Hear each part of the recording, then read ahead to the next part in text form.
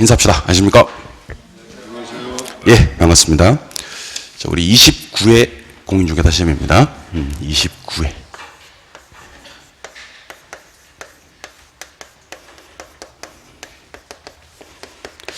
자, 29회. 벌써 이제 시험 85년도에 1회 시험을 시작으로 해서 총 29번 정도 시험을 치렀습니다.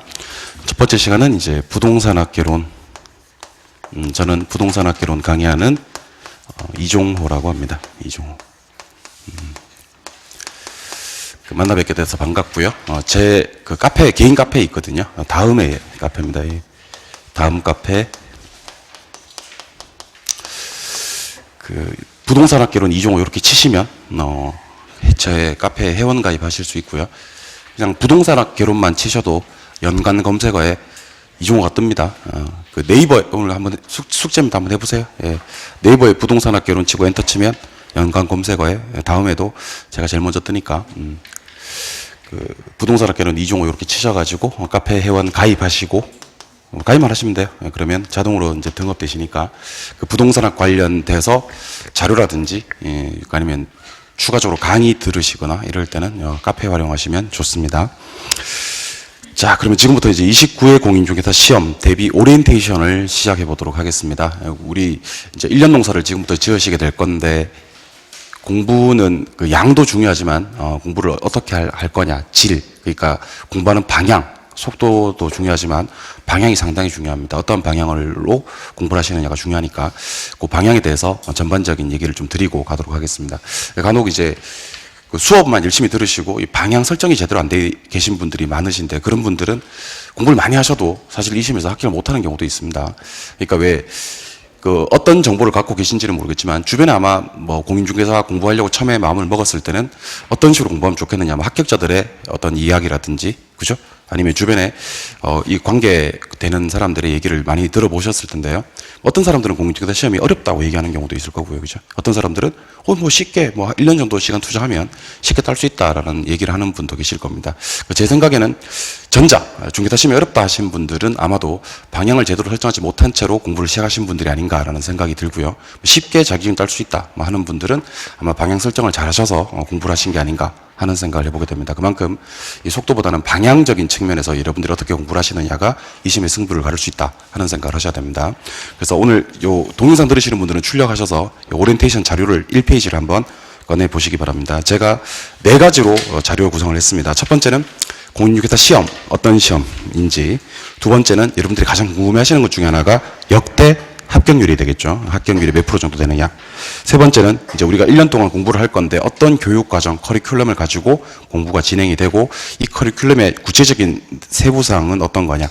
뒤로 한 장을 딱 넘겨보시면 이제 네 번째가 오늘 수업의 핵심입니다. 학습 전략. 자, 그럼 우리가 1년 동안 공부를 할 건데 아까 말씀드렸던 방향적인 측면이 되겠죠. 어떻게 학습을 할 거냐. 이런 부분에 대해서 정리를 할 겁니다. 다시 1페이지로 돌아오셔서 아마 여러분들이 치르시는 29회 공인중개사 시험은 2018년도에 시험을 치겠죠. 10월 우리가 7일 날 시험을 치게 될 겁니다. 토요일 날. 요게 바뀐 지가 한 3, 4년밖에 안 됐습니다. 옛날에는 일요일 날 시험을 치다가 요즘에는 거의 이제 주 5일이 보편화되면서 이제 토요일 날 시험을 치게 됩니다. 그래서 우리 공인중개사 시험 옆에다가 2018년 10월 27일 토요일이라고 적어 두시면 좋을 것 같아요. 그래서 내년 10월 27일 날 약속 잡지 마세요. 알겠죠? 예, 결혼식 가고 돌잔치 가면 안 됩니다. 아침 9시부터 이제 시험을 치르셔야 됩니다. 그 27일 날 아마 시험이 예정이 되어 있고 아마 뭐 별다른 이변이 없으면 10월 27일 날 시험을 치게 될 겁니다. 자, 그럼 공인중개사 시험의 특징에 대해서 제가 좀 말씀드릴게요. 알고 계신 내용이라도 들으시면 좋습니다. 자, 공인중개사 시험은 1차 과목과 2차 과목으로 구성되어 있습니다. 여기 좀 중요한 얘기를 좀 해 볼게요. 1차는 이제 부동산학 개론과 민법이고요. 2차는 중개사법, 그 다음에 공법, 부동산 공법, 그 다음에 공시세법, 공시법과 세법 이렇게 해서 크게 이제 분류를 하면 1차 두 과목에 2차 세 과목으로 분리가 됩니다. 1차 두 과목과 2차 세 과목. 1차는 개론 40개, 민법 40개 이렇게 출제가 되고요. 인중개사법 40개, 공법 40개, 공시세법 합쳐서 40개 이렇게 해서 1차 두 과목이 2차 세 과목인데 특징적인 건 2차에서 이제 공시법하고 세법이 전혀 성격이 다른 과목이에요. 그러다 보니까 같은 교수님이 강의하시는 게 아니고 공시법 교수님 따로, 세법 교수님 따로 이렇게 두 개가 원래는 한 과목이긴 한데 강의만 다른 분들한테 들으신다. 공시법이 한 24문제 출제가 되고요. 세법이 16문제 출제가 됩니다. 그렇게 해서 합치면 몇 개? 40개. 이렇게 해서 우리가 시험을 치르시게 되는데 요 순서도 같이 기억을 하시면 좋을 것 같아요. 순서까지 왜 같이 기억하시면 좋냐면 여러분들이 이제 10월 27일 날 아침에 9시까지 시험장을 입시를 합니다. 딱 들어가서 9시 30분에 종땅 치면 이제 시험을 시작하게 됩니다. 그러니까 입실 시간은 9시까지. 그 다음에 시험 시작 시간은 9시 30분부터 시험을 시작하게 됩니다. 그때 받으시는 시험지가 1차 시험지인데요. 1번부터 40번까지는 이제 부동산학 개론이고, 그 다음에 또 1번부터 40번까지가 민법. 그런 형태가 아니고, 1번부터 40번까지가 부동산학 개론. 그 다음에 41번부터 80번까지가 민법이 됩니다. 무슨 말인지 아시겠죠? 예, 그래서 두 개가 우리가 공부를 할 때는 개론 민법을 따로따로 배우시지만 실전에서 이제 시험장에 들어가시면 이 두 개가 한 과목이라고 생각을 하셔야 돼요. 한 과목이라고 생각을 하시는 이유는 뭐냐면 우리 공인교사 시험 60점이면 합격하는 시험인지는 알죠? 예, 근데 만약에 요거 뭐 그럴 리는 없겠지만 40점 맞았어. 근데 요거 80점 맞았어. 그러면 합격을 시켜줍니다. 그러니까 두 개가 점수를 주고받을 수 있는 과목이라는 얘기예요. 한 과목이니까. 예를 들면 중개사법 80점 나왔어. 그 다음에 공법이 예를 들면 40점 나오고 공시세법이 60점 나왔어. 그러면 이것도 당연히 합격이 되는 겁니다. 그래서 어떤 느낌으로 공부를 하시면 좋으냐면 1차 두 과목 합작해서 120점 만든다라는 느낌. 그럼 나누기 2하면 몇 점이니까? 60점이니까. 그다음에 2차 세 과목 요거 합쳐가지고 180점 맞는다는 느낌. 그러면 나누기 3 하면 세 과목이니까 60점. 이런 식으로 공부를 하신다라는 느낌이 있으면 좋습니다. 2차 과목도 마찬가지예요. 이제 1차 시험 치르시고 당일날, 10월 27일 당일날 1번부터 40번까지가 중개사법. 그 다음에 41번부터 80번까지가 공법이에요.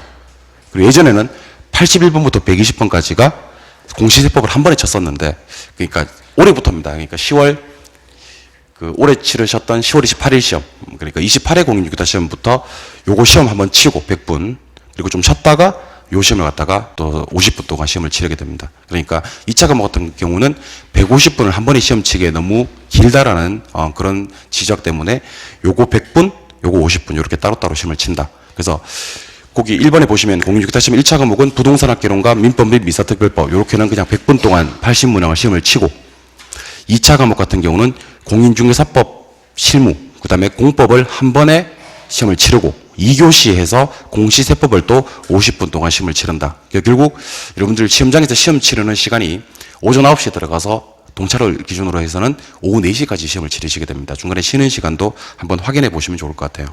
그래야지 이제 앞으로 내가 어떻게 공부를 하고 시험 시간에 배분 어떻게 할 건지에 대한 그런 생각을 미리 해두는 게 좋을 것 같으니까. 그래서 요거는 100분 한 번에, 요거 100분 한 번에, 요거 50분 따로. 하지만 채점 어떻게 한다고요? 요거 3개 합쳐서 180점, 요거 2개 합쳐서 120점 이렇게 만든다.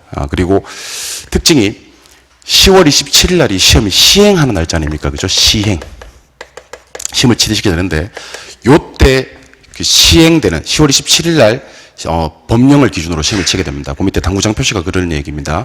법률을 적용해서 정답을 구해야 하는 문제는 시험 시행일 기준을 적용한다 돼 있죠. 예, 그러니까 우리 특히 요거 잘 들으세요. 공법이라는 과목이 있습니다. 공법. 그다음에 세법이라는 과목이 있습니다. 요 두 과목. 요 두 과목은 그 중간중간 이 법이 개정되는 경우가 좀 있어요. 법이 개정된다. 무슨 말이냐면 예를 들면 정부가 특정 지역을 투기 지역으로 지정을 했다. 투기 지역에서는 세금을 어떻게 거두겠다. 양도세를 어떻게 거두겠다. 바뀔 수 있겠죠. 그러면 우리가 원래 A라고 공부했었는데 여러분들이 실제 시험을 치르는 10월 27일 날은 법이 변경이 되어서 B라는 법령으로 시험을 치게 될 수도 있다는 겁니다. 그게 전체를 차지할 만큼 많지는 않지만 과목당 한 2개, 3개 정도는 바뀐 법령이 시험에 나올 수도 있으니까 10월 27일 시행되는 법령을 기준으로 시험을 친다. 요거는 교수님들이 강의를 어떻게 하실 거냐면 요거는 일단은 보지 마세요. 나중에 총정리가 되면 법이 확정이 되면 그때 정리를 해드리겠습니다 하면 그거 절대로 보지 마세요. 무슨 말인지 몰라요? 그러니까 그 전에 걸 공부해놨는데 법이 개정되어 버리면 그 전에 게 X가 되어버리는 겁니다. 이제 우리가 오지선다 실제로 시험에 나왔을 때. 그래서 법령은 10월 27일 시행되는 법령을 기준으로 시험을 친다. 이렇게. 그래서 과목 특징 다시 한번 소개해 드리겠습니다. 그 10월 27일 날 심장에 들어가시게 되면 이제 1차 시험지를 받으시게 됩니다. 1차 시험지를 받으시게 되면 1번부터 40번까지가 부동산학개론, 순서도 기억하시라 그랬어요. 41번부터 80번까지가 민법, 두 개 합쳐서 몇 점? 120점. 나누기 2하면 학교 점수가 나오니까. 그래서 점수를 주고받을 수 있는 과목은 1차끼리만 점수를 주고받을 수 있다. 그 다음에 좀 쉬었다가 2차 시험은 이제 1번부터 80번까지가 중개사법 및 공법, 요게 80개 한 번에 치고 좀 쉬었다가 또 1번부터 40번까지가 공시세법인데 요거는 81번부터 120번까지로 나오는 게 아니고 그냥 또 1번부터 40번까지로 나오긴 합니다만은 요 세 과목이 한 세트, 2차 과목으로 한 세트. 그래서 요거 세 개 합쳐서 180점을 만든다는 느낌. 요렇게 공부를 하시면 될 것 같아요. 그래서 과목 특징에 대해서 말씀을 좀 드렸습니다. 1차, 2차였고요. 두 번째, 합격률에 대해서 한번 살펴보도록 하죠. 우리 궁금해 하시는 게 합격률. 그리고 내가 공부를 했을 때 이 시험에 합격률이 몇 프로나 되는지에 대해서 생각을 좀 해보셔야 되니까. 두 번째 합격률입니다.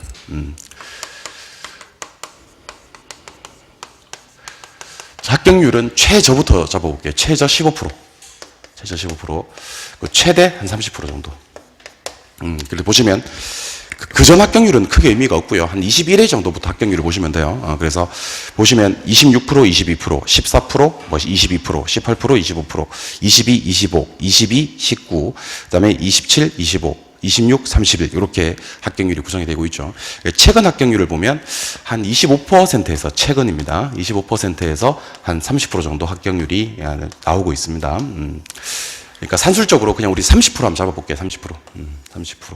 그러면 30%면 10명 중에 3명 정도 합격을 하시는 거예요. 여기 계신 분 중에 10명이 시험을 치면 3명이 시험 붙고 7명이 시험을 떨어지게 되는 겁니다. 쉽진 않죠. 예. 근데 크게 걱정하지 않으셔도 되는 게 10명 중에 3명인데 10명 중에 3명이 합격을 하는 그런 시험인데 공인중개사 시험은 이제 헛수 지원자가 상당히 많이 있습니다. 이 중에도 지금 헛수 지원자가 있다니까요. 작년까지는 그냥 한번 시험을 원서 접수를 한번 내본 사람들. 어떤 시험인지 한번 경험해 보고 싶어서 그래서 그냥 원서를 한번 내봤다가 아 이거 도저히 안 되겠구나 해서 학원을 찾거나 동영상 강의를 찾으시는 분들이 많이 계십니다. 그러니까 보통 공인중개사 시험 이제 원서 접수자를 우리가 한 20만에서 30만 정도 보거든요. 평균 원서 접수자가 수학 능력 시험이 평균 원서 접수자가 요즘에는 60만이 안 된다 그러거든요. 그러니까 수학 능력 시험 다음으로 원서 접수자가 가장 많은 시험이 우리 공인중개사 시험입니다. 그러니까 언론에서도 공인중개사 시험 치는 날은 시험 친다고 뉴스가 떠요. 그리고 합격자 발표 나는 날에는 합격자가 몇 명 합격자가 메인 뉴스에 떠요.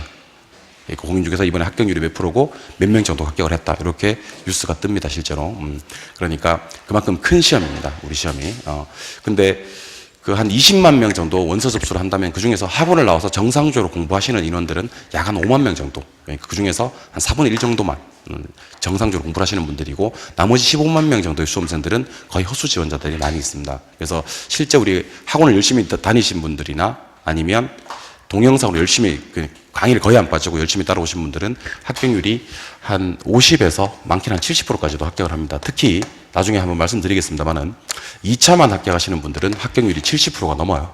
그러니까 올해 1차가 되고 내년에 2차만 공부하시는 분들은 합격률이 70%가 넘습니다. 예를 들면 한 학원에 한 40명 정도가 1차를 합격했어요. 그 다음에 이제 2차만 시험 치르시는 분들은 거의 한 38명. 경우에 따라서는 40명 다 되는 경우도 있습니다. 그러니까 표면적으로 나타나는 합격률에는 너무 크게 신경 쓰지 않으셔도 된다. 절반 이상은 다 합격하는 시험이다. 그러니까 원래는 한 30% 정도 수준으로 생각하시면 되는데 학원에 나와서 정상적으로 공부하시는 분들은 한 50% 이상은 다 합격을 한다. 이렇게 보시면 될 것 같아요. 세 번째가 이제 연간 교육 과정에 대해서 좀 말씀을 드려야 될 것 같습니다. 연간. 우리가 1년 동안 수업을 어떻게 진행할 건지에 대해서 교육 과정에 대해서 말씀을 좀 드릴게요. 자, 일단 우리가 1년 농사니까 자, 11, 12. 1, 2, 3, 4, 5, 6, 7, 8, 90 이렇게 해서 이제 두 달이 한 과정이라고 생각하시면 됩니다. 그러니까 두 달에 한 처음부터 끝까지 진도를 한번 뺀다라고 생각하시면 되는데 가장 중요한 구분 기준이 하나 있어요. 그 기준이 바로 요 기준입니다. 그러니까 우리가 6월하고 7월하고 느낌이 상당히 다를 수 있다. 이렇게 구분하는 기준이 뭐냐면 11월 달부터 6개월 달까지 8개월 동안에는 이론 수업을 진행합니다. 이론 8개월. 8개월. 그다음에 7월달부터 10월달까지는 문제풀이 과정을 진행합니다. 문제 4개월. 이거는 우리 학원이나 우리 사이트만 그렇게 진행이 되는 게 아니고 전국에 있는 모든 학원, 모든 사이트에 공통적으로 이렇게 진행이 됩니다. 그래서 뭘 이렇게 알아야 문제를 풀 거 아닙니까? 그죠? 예, 그러니까 이론 아는 과정 8개월, 그걸 실전에 적용하는 과정 4개월 이렇게 해서 진행을 합니다. 11월달, 12월달에는 인문이론, 이론은 생략할게요. 인문이론 수업을 하고 1, 2월달에는 기본이론, 3, 4월달에는 심화이론, 5, 6월달에는 이제 이론 마스터 과정을 진행을 합니다. 7월달, 8월달부터는 문제풀이인데 단원별 문제풀이를 2달 동안 진행을 하고요. 9월달, 10월달에는 이제 동형 모의고사와 쪽집게 백선 이렇게 진행을 합니다. 백선을 먼저 쓸게요. 쪽집게 백선, 백선하고 동형 모의고사 이렇게 해서 문제풀이를 진행을 합니다. 자, 그럼 어떤 교재를 가지고 수업을 할 거냐? 교재적인 측면을 말씀을 드리도록 할게요. 자, 먼저 우리가 지금 가지고 계신 게 가지고 계신 빨간색 교재, 불구스름한 교재가 요게 인문서예요, 인문서. 요 교재. 예, 가지고 계시죠? 예. 여기 인문서고, 인문서는 어떻게 보시면 되냐면, 임시로 보는 교재다라고 생각하시면 됩니다. 인문서는 임시로 보는 교재다. 정상 교재가 나오기 전에 가볍게 보는 교재다. 그래서 요 교재는 필기를 많이 해둘 필요도 없고, 굳이 필기를 좀 하고 싶다면 뭐 볼펜으로 하셔도 되고, 그림 좋아하시는 분들은 중간에 그림 같은 거 그리셔도 되고 뭐 그래요. 11월달, 12월달만 보고 그냥 끝내는 교재니까. 됐나요? 예. 그럼 상당히 중요한 교재가 12월 말쯤에 저희가 지금 교재를 집필하고 있는데 기본서라고 나옵니다. 기본서. 교수님들이 기본서 그럴 거예요. 기본서라는 교재로 이제 요 과정을 다 진행합니다. 상당히 중요한 교재가 되겠죠. 6개월 동안. 요 교재는 줄을 치더라도 이렇게 좀 잘 그으셔야 되고요. 중간에 그림 같은 거 그려 놓으시면 안 되고 교수님들이 하라는 핵심적인 내용만 필기를 해 주셔야 됩니다. 기본서로 기본 이론, 심화 이론, 마스터 이론 요거. 그러니까 인문서는 2권이에요, 2권. 1차 과목, 2차 과목에서 2권인데 기본서는 과목당 1권씩 해서 6권이 진행이 됩니다. 그래서 그 교재를 딱 2권 지금 2권 받으셨는데 지금 요 교재만 있으면 그럼 합격할 수 있습니까? 이런 분들이 계셔서 제가 드리는 말씀이에요. 요 교재는 이 교재로 합격할 수 없어요. 임시로 잠깐 보는 교재고 기본서가 이제 아마 여러분들 이론 공부하시는데 가장 많이 보시게 되는 그런 교재가 될 겁니다. 그러다가 이제 7월달, 8월달 가면 문제집이 또 과목당 1권씩 해서 6권. 요건 제목이 단원별 문제라고 되어 있죠. 단원별 문제라는 건 뭐냐면 목차가 있습니다. 우리 부동산 학교는 당연히 목차가 있겠죠. 그죠? 예, 목차를 간단하게 한번 읊어드리면 총 8개 목차인데 첫 번째가 총론, 두 번째가 경제론, 시장론, 정책론, 투자론, 금융론, 개발관리론, 감정평가론 이렇게 해서 8개 목차가 있거든요. 목차별로 문제를 푸는 거예요. 그러니까 총론 하면 총론 관련된 문제를 풀고 경제론 하면 경제론 관련된 문제를 풀고 이렇게 해서 목차별로 문제 푸는 과정이 7월, 8월달. 9월달, 10월달에 이 중에서 100개만 뽑아요. 그 문제. 요거는 문제집이 아니고 교수님들 자체 제작한 교재가 나갑니다. 그러니까 자체 교재가 나가고 이것도 과목별로 한 권씩에서 6권. 100문제만 뽑아서 문제 푸는 과정. 동형이라는 건 이것도 자체 교재인데요. 실제 시험하고 똑같은 형태로 시험을 치르게 됩니다. 그러니까 오전에 오시면 여러분들이 40문제를 받으세요. 시험을 치고 그 해설 과정을 갖다가 저랑 같이 한번 진행해보는 그런 과정으로 진행을 할 겁니다. 그래서 다시 한번 말씀드리면 이론 8개월에 문제 4개월 과정으로 수업을 진행하게 되는데 이론 지금 11월달, 12월달에는 기본서가 나오기 전에 입문서로 2달 정도 진행을 한다. 요 교재는 이제 요거 끝나고 나면 11월달, 12월달 수업이 끝나고 나면 거의 버리는 교재라고 생각하시면 되고 임시로 잠깐 보는 교재다. 근데 기본서라는 교재는 상당히 중요한 교재로서 6개월간 우리가 이제 이론 수업을 하게 된다. 이론 수업을 몇 번 하냐면 3번을 하게 됩니다. 3번을. 그러니까 같은 얘기를 한 번만 듣는 게 아니고 이게 하나, 둘, 셋, 네 번 하는 거예요. 사람이 같은 얘기를 4번 정도 하면 엔간하면 이해를 한다니까. 그렇죠? 그럼 이제 좀 알았지? 그러면 문제 풀고. 근데 요 문제의 가장 큰 장점은 뭐냐면 목차별로 이제 우리가 중요 내용들을 갖다가 문제풀이를 다 소화하는 거예요. 근데 실제 시험은 그렇게 나오지 않는다는 거예요. 실제 시험은 순서가 좀 섞이기도 하고 그렇게 해서 40문제가 나온단 말이지. 그런 형태로 한번 시험을 치르게 되고 그 가운데 징검다리로서 요 많았던 문제 중에서 100개만 뽑아서 한번 진행하는 과정도 진행을 한다. 그렇게 우리가 생각하시면 되겠습니다. 그래서 1년 농사를 이론 8, 문제 4개월 정도 진행을 할 거고, 그 다음에 이론 8을 할 때는 입문서로 2달, 그 다음에 기본서로 6개월 정도 수업을 진행할 거다. 3번. 그 다음에 단원별 문제풀이 1번, 그 징검다리로서 백선 1번, 그리고 동영 모의고사 마지막 진행을 하게 된다. 요까지가 이제 우리가 흔히 얘기하는 정규 과정이에요. 정규 과정. 일단 미리 말씀드립니다만은 정규 과정만으로도 합격하는 데는 지장이 없습니다. 근데 지금 마음으로 공부를 하시면 참 좋은데, 공부를 하시다 보면 어떤 느낌이 드시냐면 중간에 약간 공부가 좀 덜 될 때도 있고, 그 다음에 너무 내용을 많이 공부하시다 보면 중간에 암기가 안 되는 경우도 있고 까먹기도 하고 막 그래요. 그래서 특강 과정에 대해서 간단하게 좀 소개를 좀 해드려야 될 것 같아요. 특강 과정. 자, 특강 과정. 우리 학원이 특강이 좀 많이 있습니다. 다른 학원에 비해서 특강이 한 2-3개 정도 더 있어요. 첫 번째 특강이 2만 원의 행복 특강이라는 게 있어요. 2만 원의 행복. 요거는 이제 문제풀이 특강인데요. 특강의 성질을 좀 말씀드리겠습니다. 좀 이따 한 번 더 소개를 해드리겠습니다만은 난이도 상중하가 있죠. 난이도 상중하. 근데 난이도 상을 버립니다. 이 특강은 난이도 상을 버립니다.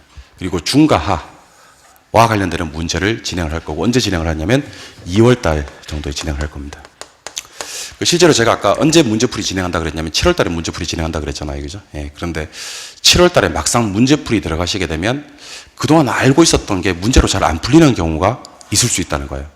그래서 그 전에 튼튼한 50점 만들기. 50점 만들기.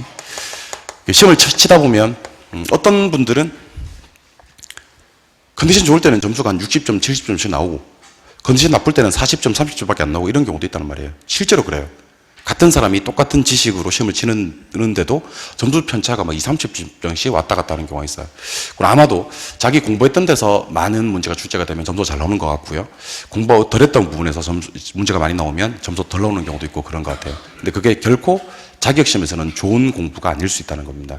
자격시험에서는 탄탄한, 이제 기본적으로 어떠한 경우에도 50점 밑으로 안 떨어지는 그런 공부를 하시는 게 상당히 좋습니다. 그래서 2만 원 행복 특강은 난이도 상을 버리고 중하를 집중적으로 공략할 수 있는 50점 만들기 특강. 그래서 나중에 제가 2만 원 행복이 시작되면 말씀드리겠습니다만은 요 강의가 시작이 되면 교재를 갖다가 처음에 받으시면 그걸 갖다 출력을 갖다가 처음에 한 6개나 7개 정도 해놓으시는 게 좋아요.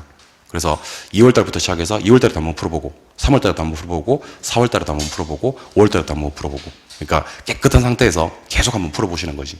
요걸 갖다가 100점을 맞으셔야 돼요. 100점 맞으시면 최소 몇 점은? 50점은 보장이 된다는 겁니다. 여러분들 좀 이따 한 번 더 얘기를 드리겠습니다만 50점은 좋은 점수예요, 나쁜 점수예요? 50점 좋은 점수예요, 나쁜 점수예요? 불합격 점수죠. 50점은 상당히 좋은 점수예요, 여러분들. 예, 상당히 좋은 점수예요. 우리 합격이 몇 점이죠? 60점이죠. 50점이라는 점수가 나와버리면 10점만 더 맞으시면 되는 거예요. 절반이 30점이에요. 그러니까 자꾸 100점을 기준으로 공부하시면 안 되고, 우리는 60점 맞으면 되는 시험이라는 걸 명심하셔야 됩니다. 50점은 정말 좋은 점수예요. 그러니까 시험을 어떻게 치든지 간에 계속 50점이 나온다. 그런 경우는 앞으로 시험장 갈 때까지 점수를 올릴 수 있는 그런 여지가 상당히 많기 때문에 여러분들 일단은 1차 목표로 50점 만들기를 목표로 하셔야 됩니다. 그러니까 50점 만들어주는 그런 강의가 2만 원 행복 특강. 두 번째, 시험에 꼭 나오는 테마 특강이라고 해서 이름이 특이하죠. 시꼭태 해서 시험에 꼭 나오는 테마 특강이라는 걸 요것도 한 6월달, 5월에서 6월달 정도의 수업을 진행하게 될 거예요. 요 특강은 어떤 특강이냐면 이제 이론 문제 이렇게 해서 50%씩 진행을 하는 특강입니다. 이론 문제 50%씩 진행하는 특강. 어떤 특강인지 간단하게 제가 소개를 좀 해드리면, 예를 들면 제가 테마를 하나 잡아볼게요. 여러분들 공부하시는 것 중에 탄력성이라는 테마가 있어요. 경제론에 가면 수요 공부의 탄력성. 자, 그러면 탄력성이 어떤 것이다 라고 이론이 나와요.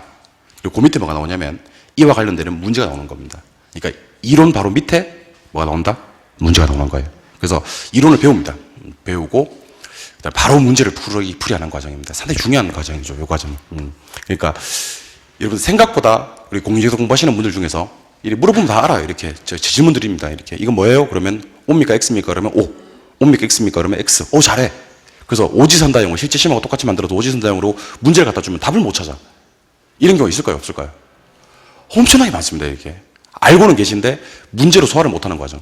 자, 그러면 이론이 중요할까요? 문제가 중요할까요? 이게 중요하지. 아는 건 많은데 문제를 못 푸는 사람도 있고, 별로 쥐뿔도 아는 건 없는데 또 점수는 잘 있다니까. 점수는 잘 나오는 사람이 있다니까요. 그러니까 결국 이 문제가 중요한데 이론을 문제로 적용하는 요 응용력을 기르는 특강이 시험에 꼭 나오는 테마 특강, 요 특강입니다. 세 번째 특강은 이제 그냥 제가 쭉 한번 소개해 드리겠습니다. 포커스 특강이라고 해서 그 민법 같은 경우는 판례 위주로 진행하는 특강이 있어요. 민법은 판례 위주로. 그다음에 부동산학 개론 같은 경우는 이제 중요 부분, 우리 부동산학교에서 가장 중요한 부분이 경제론이라든지 투자론이라든지 감정평가론, 시험에 거의 절반 이상 차지하는 부분인데 이런 부분. 공법에서는 이제 국토의 계획 및 이용에 관한 법률에서 국계법이라고 있거든요. 그런 법률. 그래서 나중에 이제 공부를 하시다 보면 아시겠지만 우리가 민계공이라 그래요. 민계공. 그 공인중개사 시험에서 이 민법, 개론, 공법 1차 두 과목과 2차에서 공법만 잘하셔도 사실 합격하는 데는 크게 무리가 없는. 그러니까 초장에 우리가 열심히 공부를 하신다면 요 세 개 과목을 열심히 하셔야 된다 그래요. 요 부분에 대해서 포커스를 잡아서 하는 특강을 진행을 할 거고요.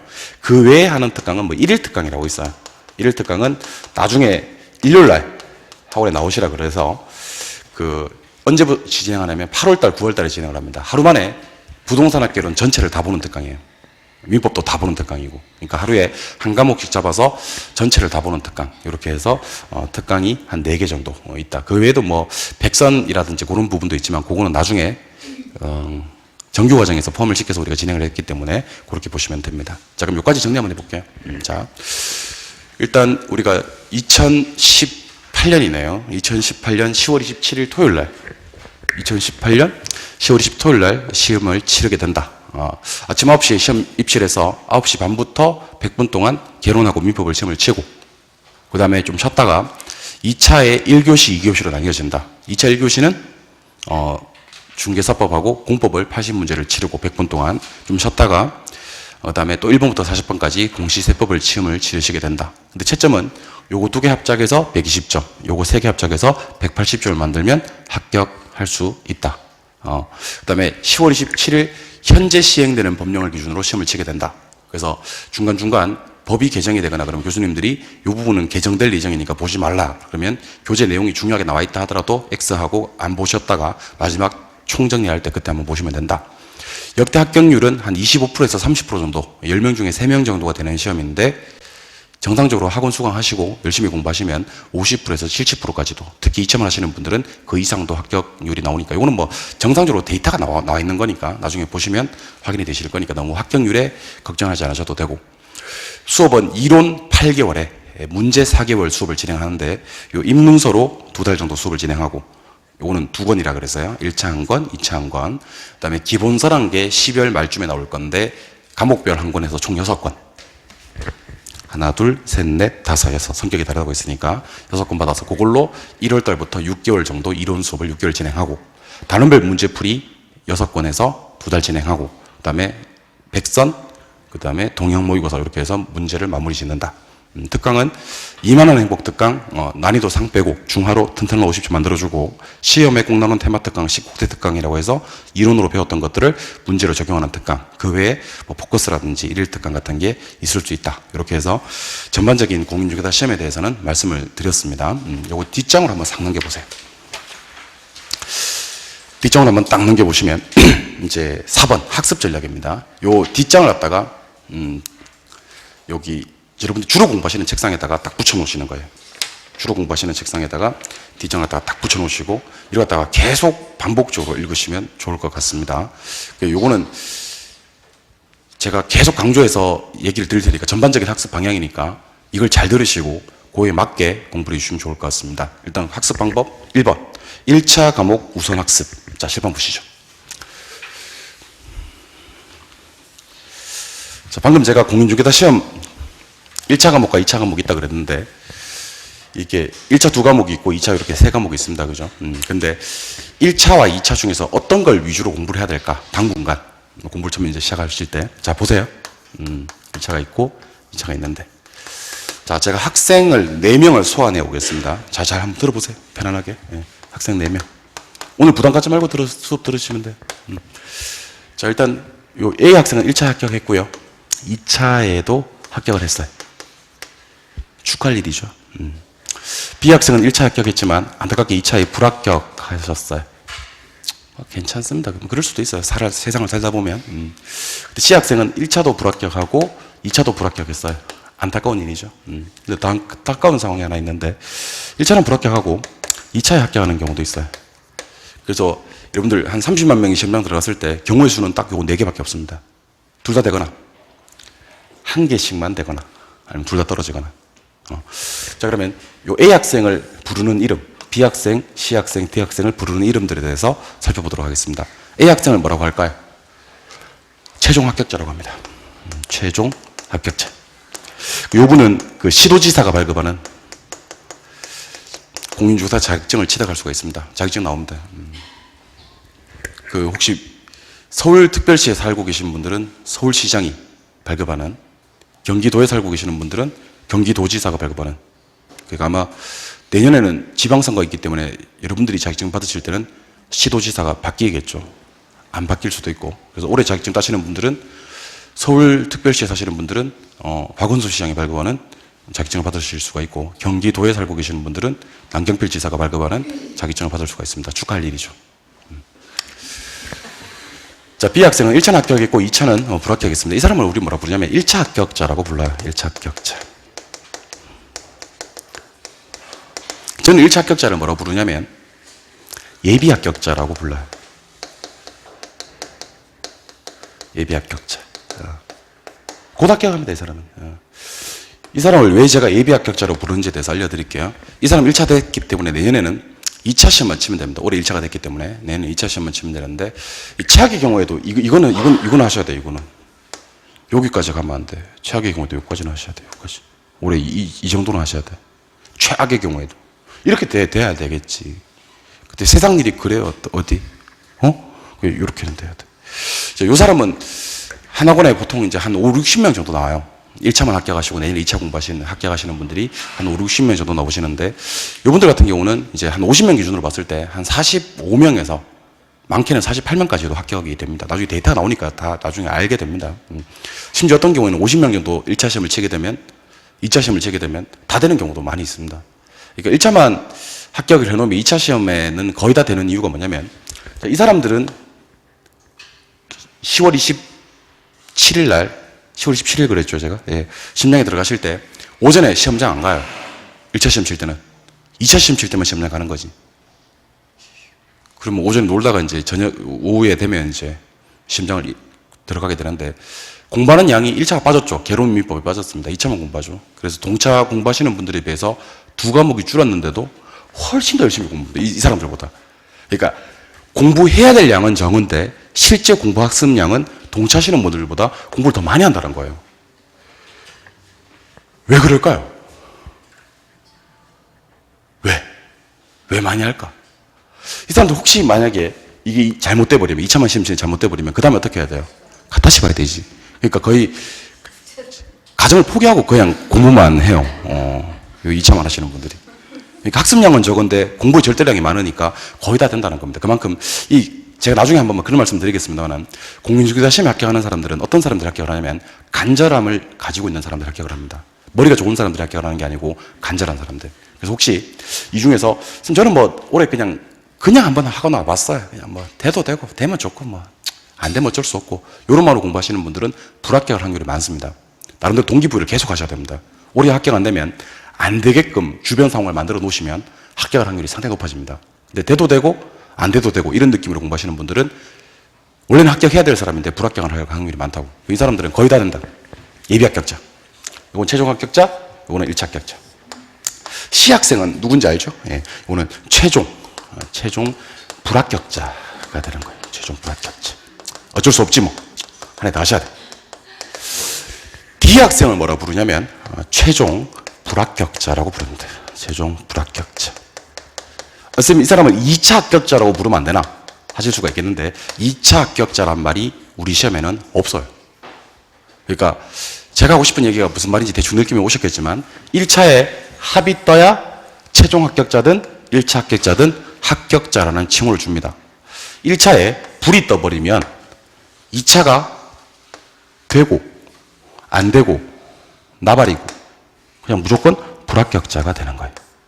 어쨌든. 선생님, 그러면 이 사람은 내가 많은 거 알겠는데, 이 사람은 이런 사람도 있나 하시는데, 이런 사람도 상당히 많습니다. 시험 쳐보면. 그러니까, 시간 배분을 잘못한 거지.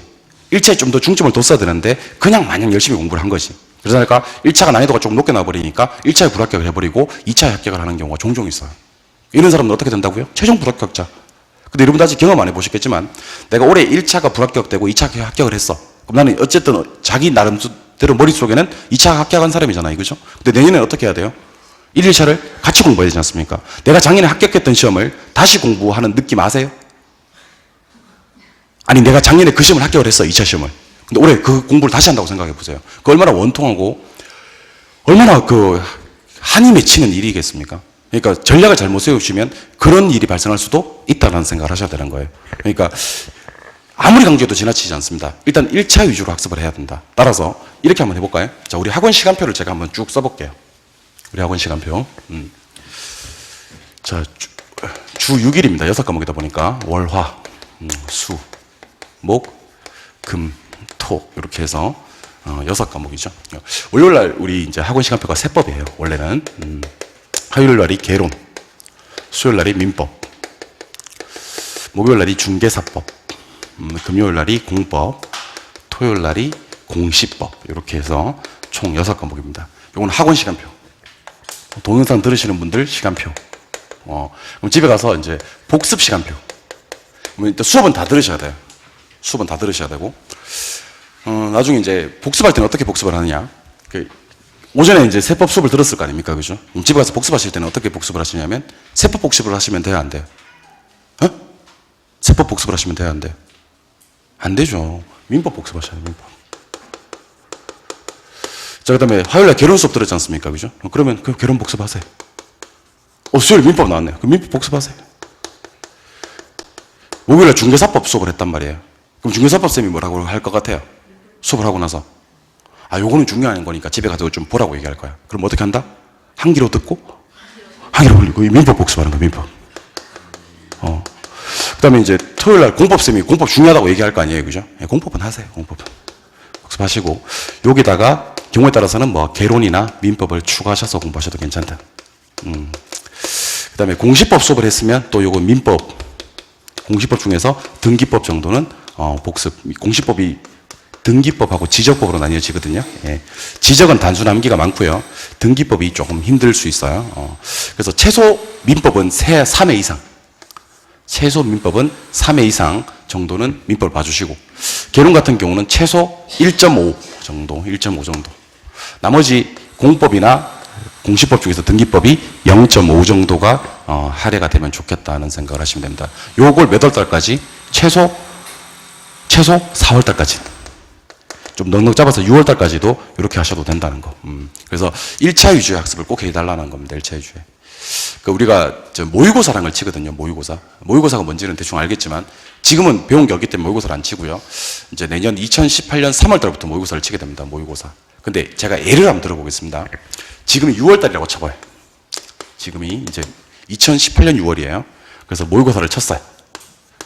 모의고사를 딱 쳤는데 1차 점수와 2차 점수를 보겠습니다. 또 두 학생 불러올게요. A 학생과 B 학생이 있는데 A 학생은 모의고사 점수는 50점이고요.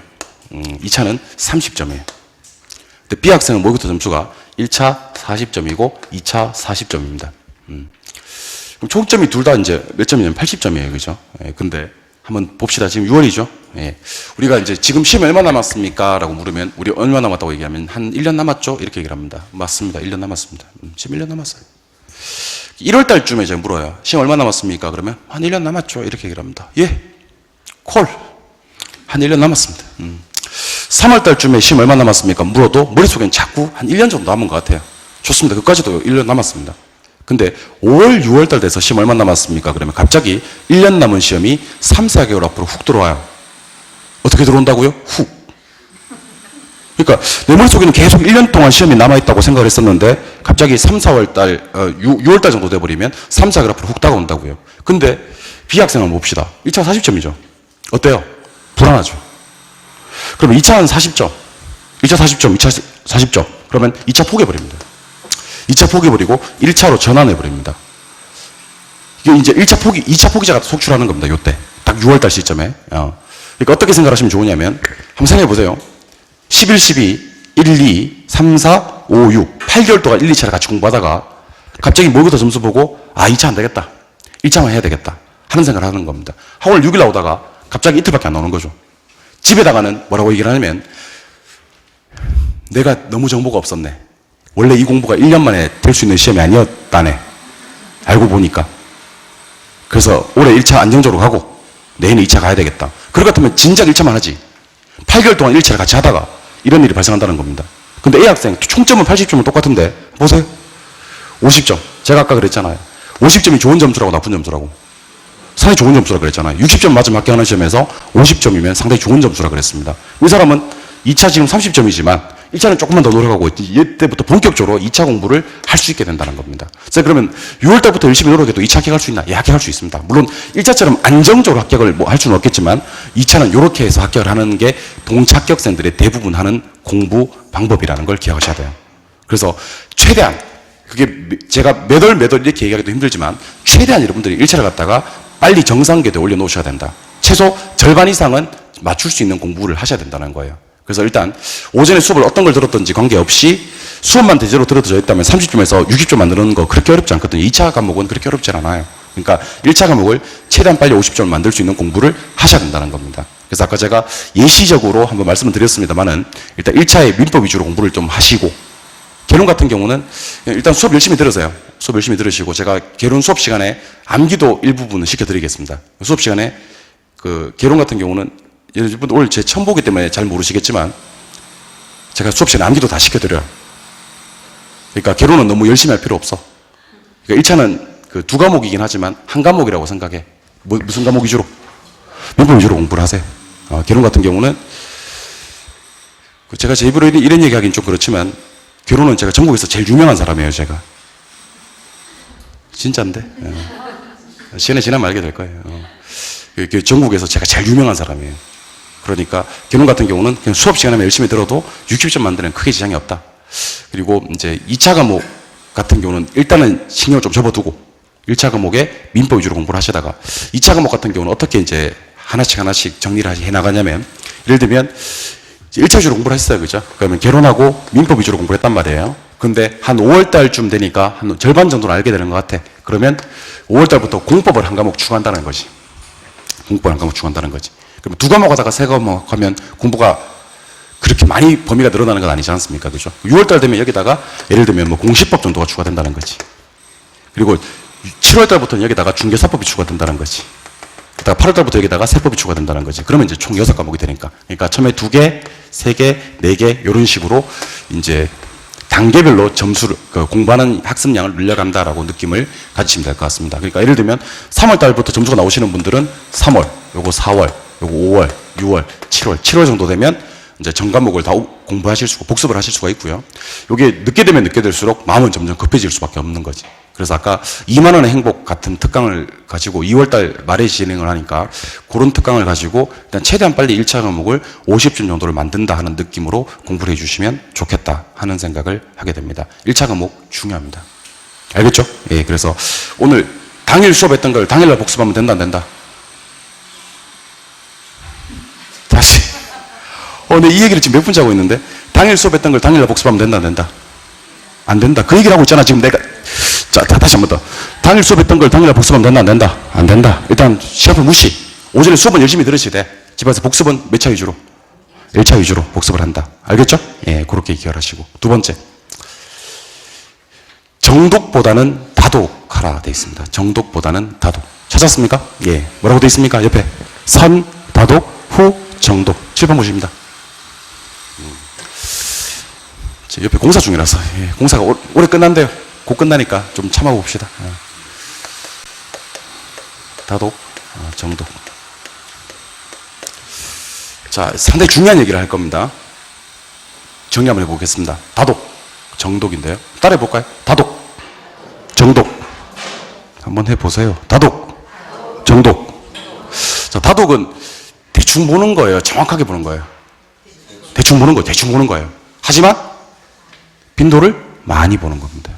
정독은 한 번을 보더라도 자세하게 보는 겁니다. 노래 가사에도 그런 가사가 있죠. 하루를 살아도 그 길을 택하고 싶다. 한 번을 보더라도 아주 막 정확하게 보는 거예요. 공인중개사 시험은요, 철저하게 다독으로 공부하셔야 됩니다. 다독으로. 그러니까 정독으로 공부하시면 큰일 납니다. 다독으로 공부하셔야 됩니다. 그러니까 공부를 하실 때 너무 자세하게 초반에 너무 자세하게 정독을 하시면 안 된다는 겁니다. 제가 예를 한번 들어보겠습니다. 제가 수업을 좀 있으면 진행을 할 건데, 이제 이론 수업을 쭉쭉 진행할 거 아닙니까? 그죠? 근데 부동산학 개론은 그렇다 치더라도요, 민법 같은 경우는 아예 외계어 비슷하게, 그러니까 분명히 한글로 되어 있는데 모르는 말이 80%, 90%가 됩니다. 뭐가 안 돼서 그러냐면 용어 정리가 안 돼서 그래요. 용어 정리가. 우리가 시험 공부라는 건요, 일상생활에서 쓰던 말들을 쓰지 않습니다. 전혀 다른 말들로 공부를 합니다. 여러분들 혹시 그 지상권이라는 말 들어본 적 있나요? 지상물 매수 청구권이라는 말 들어본 적 있나요? 부정성이라는 말 들어본 적 있나요? 불가분성은요? 청약, 승낙 이런 말. 그러니까 우리가 그 전에 그냥 얼핏 들어본 적은 있습니다만 이걸 정해봐라. 이 말이 무슨 말인데라고 물었을 때는 그걸 정의하는 데만 해도 시간이 걸리는 단어들을 듣게 된다는 겁니다. 그러면 일단 그냥 들어놓으시는 거예요. 들어놓으시는 것입니다. 왜 그러냐면 제가 아까 말씀드렸습니다만 이론 수업을 4번 한다고요. 11, 12, 1, 2, 3, 4, 5, 6 이렇게. 아까 말씀드렸습니다만 같은 말을 4번 정도 들으면 앵간하면 이해가 된다 하는 게 바로 그런 얘기거든요. 그러니까 부동산학 개론 같은 경우도 나중에 외부 효과, 감가수정 이런 단어를 하게 된다는 말이에요. 감가수정이 뭡니까? 그거 봐요. 모르잖아요. 근데 이게 1월달 되고 3월달 되면 자동으로 알게 되는 단어들입니다. 어려운 단어가 아니라는 겁니다. 그러니까 우리가 직장생활 해보신 분들 제가 하는 얘기를 한번 들어보시면 이해가 금방 될 건데요. 직장생활 하시는 분들 신입 때 처음으로 분장받았던 업무 한번 생각해 볼까요? 처음으로 분장받았던 업무. 그 업무가요, 하루 종일해도 다 못해요. 야근도 하고 그래도 꼼꼼하게 다 못하고 실수투성이고 그래요. 근데 그 업무를 한 달, 1년, 2년, 5년, 10년 정도 했다고 생각해봐요. 같은 사람이 하는 업무인데도 처음에 할 때 그 업무를 갖다가 하루 종일해도 다 못했던 업무인데 이제는 한 3년, 5년 정도 하고 나니까 1시간만 하면 그 업무 처리를 다 할 수가 있습니다. 10년, 15년 하면 점심 먹고 이쑤시면서 다 봐도 그 업무를 다 볼 수 있습니다. 근데 그때보다 더 빨리, 더 꼼꼼하게 일 처리할 수 있다는 겁니다. 왜 그렇죠? 반복, 숙달입니다. 반복, 숙달. 그러니까 알기 위한 노력을 해서 알아지는 게 아니고 자연스럽게 반복을 하다 보면 자연스럽게 알아지는 내용들이 많이 있을 수 있다는 생각을 기본적으로 해 주셔야 된다. 그 생각을 여러분들이 하셔야 되는 겁니다. 그러니까 처음에는 너무 정독하지 말고 일단 다독으로 가자는 거예요. 선다독, 먼저 다독을 하고 후 정독을 하자는 겁니다. 후 정독을. 그러니까 공부를 하실 때 어떻게 공부하시면 좋으냐면요. 그러니까 입문서는 관계없고요. 좀 이제 기본서 받으시게 되면 기본서에 어떻게 공부를 하시는 게 좋냐면 연필로. 처음에 수업 들으실 때 볼펜으로 수업 듣지 마시고요. 1월달, 2월달에 연필로. 오늘 수업을 들었어요. 그죠? 집에 가서 복습을 하는데 어떻게 복습을 하시냐면 쭉 읽어가는 거예요. 내용을. 읽어가다가 모르는 단어나 모르는 내용이 나오면 연필로 어떻게? 체크. 연필로 체크. 뭘로? 연필로. 자매품으로는 샤프 괜찮아요. 샤프. 그러니까 지울 수 있는 걸로. 체크를 해나가면서 수업을, 공부를 하시는 거예요. 이해가 되든 안 되든 그냥 체크만 하고 넘어가는 거예요. 요거 이해가 안 되면 체크. 이해 안 되면 체크. 쭉쭉쭉 넘어가는 거예요. 그러다가 한 번 더 읽거나, 같은 내용을 한 번 더 읽거나, 아니면 1월 달에, 11월 달, 12월 달에 수업했던 내용을 1월 달, 2월 달에 한 번 더 들을 때는요, 그걸 다 자기도 모르게 지우게 돼요. 와, 내가 옛날에는 이런 것도 모른다고 체크를 했었구나. 하고 지우게 된다는 겁니다. 근데 5월 달, 6월 달 가도 여전히 체크되어 있는 거 있어요. 그런 내용들만 모아서 정독을 하셔도 된다는 겁니다. 왜냐하면 처음부터 정독해버리게 되면 그게 나중에 가면 시간이 지나면 자동으로 해결되는 것들인데 시간 허비하는 거예요, 그게. 그래서 어떻게 하시냐면, 좀 이따 그런 말씀 드리겠습니다만은, 공부 계획을 짜실 때, 개론 2시간, 민법 2시간, 이렇게 계획을 짜지 말라는 거예요. 그럼 계획을 어떻게 짜시냐면, 개론 20페이지까지, 민법 총칙까지, 이렇게 시간 계획을 짜지 말고, 몇 시간 공부하겠다가 계획을 짜지 말고, 범위 계획을 짜라는 거예요. 어디까지 보겠다라는 범위 계획을 짜라는 거예요. 이 말 이해되십니까? 그러니까 제가 왜 이런 얘기를 하냐면 제가 아무리 이렇게 얘기를 해도요, 성격상 이해가 안 되면 못 넘어가는 분들이 계세요. 여기 있어요. 제 눈에 몇 명 보여요, 지금. 그러니까 성격이 꼼꼼한 성격이에요. 그러니까 이해가 안 되면 지금까지도 공부를 그렇게 해왔고 그 방법이 쉽게 바뀌질 않는다는 거예요. 그러니까 공인중개사 시험 성격은 빨리빨리 여러 번 자주 보는 게 좋은 시험인데 자기 성격은 여러 번 자주 진도를 못 나가는 거야. 한 페이지 펴놓고 1시간 동안 보는 거지. 왜 봅니까? 그러면 이해가 안 되니까. 그럼 여러분들, 중개사 시험 제도를 바꿔야 돼? 본인을 바꿔야 돼? 본인을 바꿔야지. 근데 잘 바뀌어, 안 바뀌어? 안 바뀌어요. 그러니까 범위계획을 짜라는 겁니다. 오늘 만약에 20페이지까지 못 보면 안 자겠다. 그러면 대충이라도 보겠지 뭐. 근데 2시간, 민법 2시간 이렇게 보신 분들은 개론 2시간을 보긴 봤어. 근데 2페이지 봤다니까? 민법을 갖다가 2시간 보긴 봤어. 근데 민법은 1페이지밖에 못 보게 되는 결과가 야기될 수 있다는 겁니다. 그러니까 철저하게 선다독, 후정독. 다독할 때는 이해 안 되는 거 모아가면서 체크하면서. 다음에 다독하는 과정에서 이해가 되는 부분이 있으면 그거 모으면서 지우면서. 그렇게 보셔서 5월달, 6월달에 가도 여전히 이해가 안 되는 것들은 시험 나가서 틀릴 확률이 상당히 많은 놈들이니까 그 부분들은 모아서 나중에 정독을 하셔도 된다는 겁니다. 알겠죠? 예. 그리고 이제 우리가 요즘에는 여러분들 혼자 공부하는 것보다는요, 미디어를 많이 활용을 합니다. 실제로 우리가 지금 강의하고 있는 걸 갖다가 촬영을 하고 있지 않습니까? 그죠? 이 강의를 똑같이 한 번 더 볼 수가 있어요. 그러니까 제가 수업을 한 강의를 갖다가 똑같이, 그러니까 휴대폰으로도 볼 수 있고요. 스마트폰으로도 볼 수 있고, 뭐 집에서 PC로도 볼 수 있고 그래요. 그러니까 집에 가서 공부하시는 방법은요, 혼자 공부할까? 동영상으로 복습을 할까? 일단 5월달까지는요, 5월달까지는 혼자 공부하시지 말고 동영상으로 복습하시는 게 좋아요. 그러니까 혼자 공부하다 보면 아까 말씀드렸잖아요. 잘 안 된다고. 또 한 페이지 펴놓고 또 몇 분씩 뭐 한 페이지 펴놓고 뭐 30분씩 1시간씩 보는 경우가 생길 수 있다고. 그러니까 동영상으로 복습하시는 걸 권해드리고요. 아주 많이 노출하시는 게 좋습니다. 노출. 그러니까 노출이 많이 되면 좋아요. 그 노출된 사람과 안 된 사람은 결정적인 순간에 차이가 나는데, 자, 어떤 경우가 있냐면 실제로 시험을 칩니다. 그죠? 시험을 치는데 물어봅니다. 이렇게. 시험 어땠어요? 아직 채점을 하기 전이고. 시험 어땠어요? 라고 물어보면, 와, 선생님 시험이 좀 어려웠던 것 같아요. 이렇게 얘기를 합니다. 두 사람 다. 근데 어떤 사람은 채점해 보면 분명히 어렵다고 얘기를 했는데 점수 잘 나오는 사람이 있고, 분명히 어렵다고 얘기를 했는데 점수가 아니나 다를까 안 나오는 사람들도 있습니다. 저는 강의를 오래 했으니까 그런 사람들을 다 만나보겠죠. 그죠? 근데 여러분들 공부를 어느 정도 수준 이상을 하게 되면요, 지문 5개 중에서 하나, 둘, 3개, 이건 답이 아니다라는 걸 찾아내요. 근데 2개 중에 하나가 헷갈리는 거야. 그러니까 답이 예를 들면 1번, 2번, 3, 다음 중 가장 틀린 것을 찾으시오 했는데 1번, 2번, 3번은 답이 아니지. 4번, 5번 중에 답인데, 어떤 사람은 4번, 5번 중에 4번 체크하면 답이야. 5번 체크하면 답이고. 근데 어떤 사람은 4번 체크하면 5번이 답이고, 3개까지는 잘 줄였는데 5번 체크하면 4번이 답이다. 이 바닥이 그래요. 그러니까 이 두 부류는 그럼 어떤 부류냐면요, 노출이 많이 된 사람들은 감각이 생기는 거예요. 그러니까 강의를 계속 많이 들었던 사람들은 확실히 답을 찾아내지는 못하지만 일중에 조금 더 답인 것 같다는 걸 찾으면 답이 되고, 그게 감각이거든요. 말로 설명이 안 돼요. 누가 묻는다니까, 얘 그게 왜 5번이 아니고 4번이야? 이렇게 물어보면 말할 수 없다. 그럼 너 이거 모르는 거네? 아니다, 모른다고 할 수도 없다. 그럼 알면 이게 왜 4번인지 얘기해봐라. 말할 수 없다고 하지 않았느냐? 이렇게 된다니까? 그게 감각이라는 거예요. 그러니까 노출이 많이 되면 그런 부동산학 개론, 민법, 공법 각 과목별로 감각이 생기는 거예요. 이 감각이란 게 여러분들 말로 설명 못해서 그렇지 상당히 무서운 거예요. 그러니까 감각적으로 4번 같은데 확실히 4번 아니지만, 그래서 누가 물어봤을 때 시험 잘 쳤나라고 물어봤을 때 잘 쳤다고 얘기를 할 수는 없지. 왜냐면 4번인지 5번인지 확실치 않으니까. 근데 점수는 잘 나오는 사람들이 많습니다. 그러니까 어떤 사람들이 있냐면 개론 시험 치고 와서 1차 시험 치고 와서 쌤이 저는 개론 과락인 것 같아요. 40점도 안 나온 것 같아요. 시험 칠 때 너무 어렵게 봤습니다. 일단 고생하셨네요. 채점 한번 내보세요. 이렇게 얘기하고 전화를 끊어요. 그럼 나중에 시점에 가서 쌤 개론 75점 나왔네요. 이런 사람도 있다니까. 자기 느낌적으로는 40점 밑으로 점수대가 형성이 될 거라고 생각을 했었는데 실제로 채점을 해보니까 75점이 나오는 사람. 그리고 아까 말씀드렸듯이 어려웠다고 얘기했고 아니나 다를까 35점 나오는 사람도 있고 그래요. 그러니까 똑같이 어렵게 시험을 봤는데 어떤 사람들은 점수가 잘 나오고, 진짜 있습니다 여러분들. 농담처럼 하는 얘기가 아니고 진짜 점수가 안 나오는 사람은 감각의 차이가 아닌가. 그러니까 자꾸 쌓아두시기 바랍니다. 동영상으로 계속 반복적으로 보시는 거지. 그러니까 제가 다독하는 방법을 하나 소개해드리는 겁니다. 그러니까 혼자 책을 보시다 보면 또 자기 나름의 세계에 빠져가지고 이해 안 되는 걸 갖다가 계속 물고 늘어질 수가 있는데, 동영상을 보시다 보면 어떻게 됩니까? 수업은 계속 진행이 될 거니까. 수업은 계속 진행이 될 거니까 한 시간에 한 강좌를 볼 수가 있다는 겁니다. 근데 동영상으로 보실 때 유의할 점이 하나 있습니다. 노트를 하나 만드세요. 어떤 노트냐면 동영상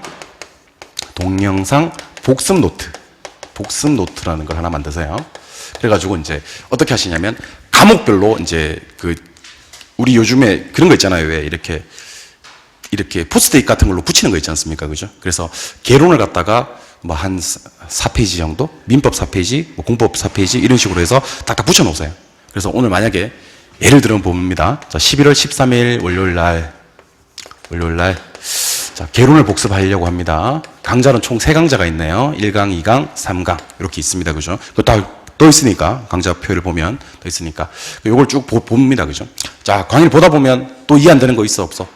있겠지. 그러면 자, 만약에 26분 34초에 이해 안 되는 게 나와. 그럼 여기다가 강의 보시면서 적는 거야. 26분 차 이해 안 되는 거 있어. 1강이.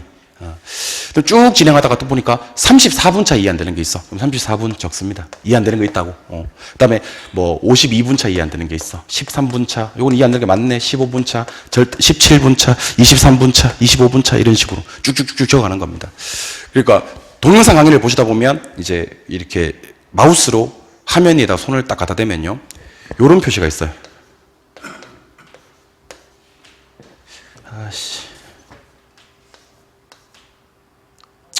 대충 봅시다. 예.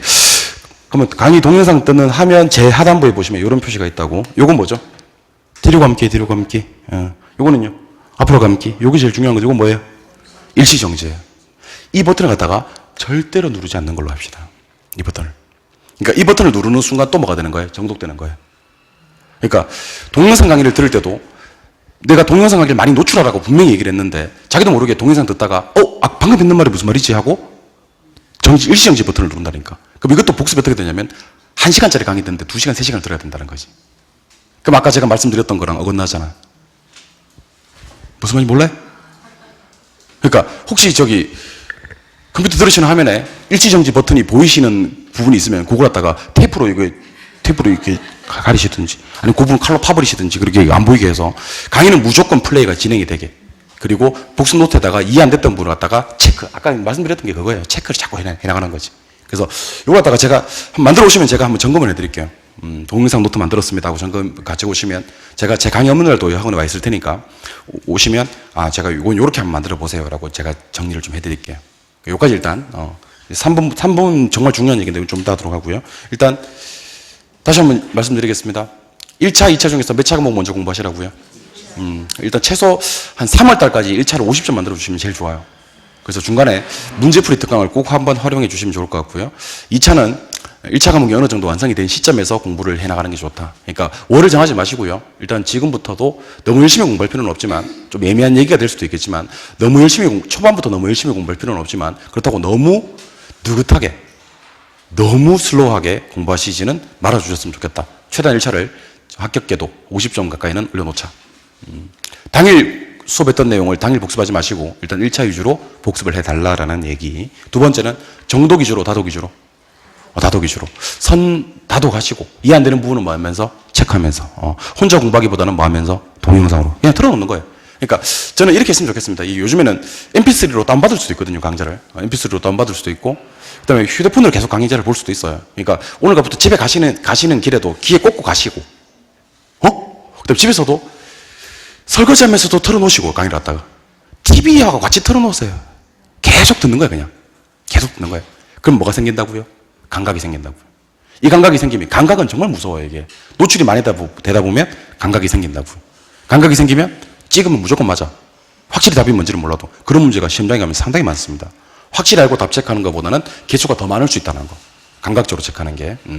그리고 혼자 공부하시기보다는 동영상을 활용하시는데 정지 버튼 누르지 말고 동영상 복습 노트를 하나 만드셔서 이것도 이해 안 되는 부분을 시간 체크해가면서 내가 강의 듣다 보니까 10몇 분 차 이해가 안 되는 게 나오네. 이거 다시 한번 더 들어야지 하고 정리해 놓는 겁니다. 그리고 강의를 플레이를 완강을 시켜놓고 할당량을 채워놓고 나중에 그 부분만 찾아서 한번 더 듣는 건 괜찮지만 중간에 일시정지 버튼을 누르지는 말아달라 하는 얘기를 드렸습니다. 알겠죠? 예. 좀 쉬었다가 3번 난이도 중가하의 집중 공략, 응용력 배양, 계획적인 학습, 마인드 컨트롤에 대한 정리도 해드리도록 하겠습니다. 10분 쉬었다가 그 다음 내용 계속 가겠습니다.